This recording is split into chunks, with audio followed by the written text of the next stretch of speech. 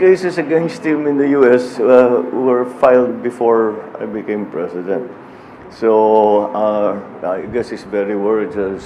No, well, I would just advise him that just kung meron naman siyang sasabihin, if he has an opportunity in the hearings both in the House and in the Senate to say his side of the story.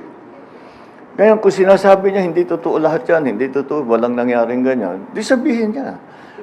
Pagka ganito, anong mangyayari dyan? Hindi siya sisipot. Pag hindi siya mapapakontempt siya.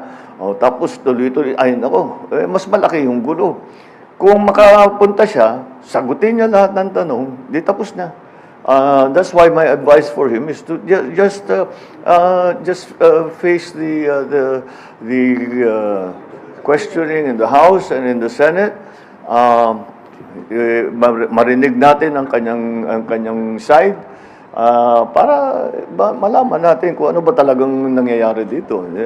We were trying to be fair here in allowing him an opportunity and fora to make his case. So I think he should take advantage of it. Pero sir, yung claim niya po na assassination. So what's your take on this? Hindi na naka-10 Daniel.